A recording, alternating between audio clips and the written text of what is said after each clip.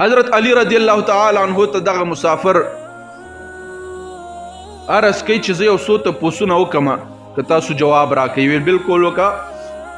ویل هغه کم سړی دی کم جسم دی چې رب ذوالجلال بغیر د مور او پلاره پیدا کړی؟ کم نارینه دی؟ ویل آدم علیه السلام دی. ویل کومه زنانه ده چې بغیر د مور او پلاره رب پیدا کړی؟ وی حضرت حوا رضی الله عنها ده. وی هغه کم جسم دی کم نارینه دی چې رب ذوالجلال بغیر د پلاره پیدا کړی دی؟ علی المرتضی رضی الله عنه ورته فرمای عیسی علیه السلام دی. وی هغه کومه زنانه ده چې د هغې اولاد په یو څو ساعتونو کې شوی دی، په هغې کې میاشتې نه دي لګېدلي؟ وی حضرت مریم علیه السلام ده، د عیسی علیه السلام مور بیبي چې عیسی علیه السلام بغیر د پلاره په لږ ټیم کې پیدا شو.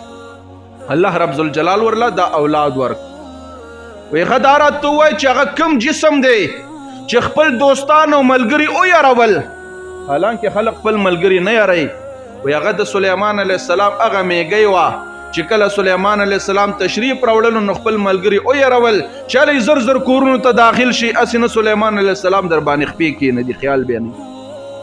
وی کوم جسم دی چې په ټول عمر کې صرف یو پیره خوراک کړی دی؟ د موسی علیه السلام امسا ده چې د فرعون د جادوګرانو هغه خامارانې په یو ځل باندې وخوړل، د هغې نه بعد یې خوراک نه دی کړی.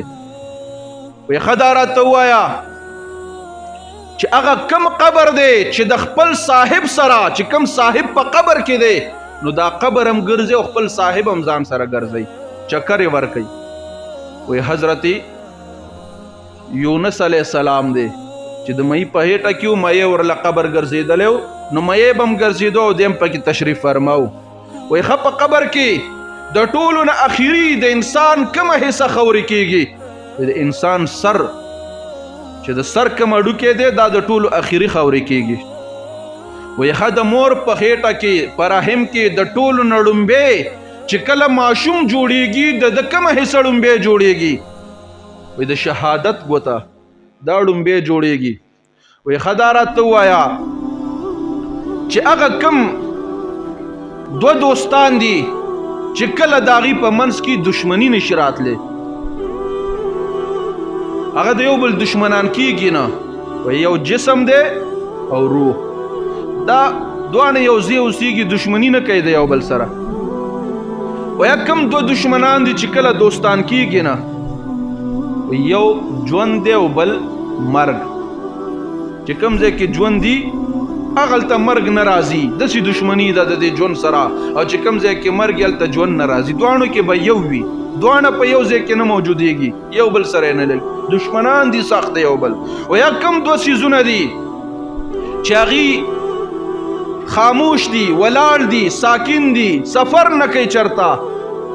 وی هغه یو ځمکه ده او یو اسمان دی، دا سفر نه کوي، دا منتقل کېږي نه چې د دې علاقې نه روان شي او بلې ته ځي او بلې نه روان شي بلې ته. ویا کوم دوه څیزونه دي چې همیشه په سفر دي، ودرېږي نه؟ وی یو نور دی او یو سپوږمۍ ده چې دا په رفتار دي، دا روان دي، دا سفر جاری ساتي، دا ودرېږي نه.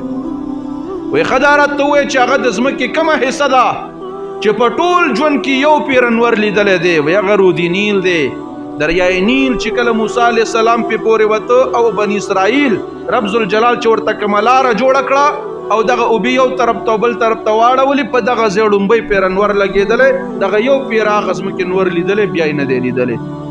وی ښه دا راته ووایه چې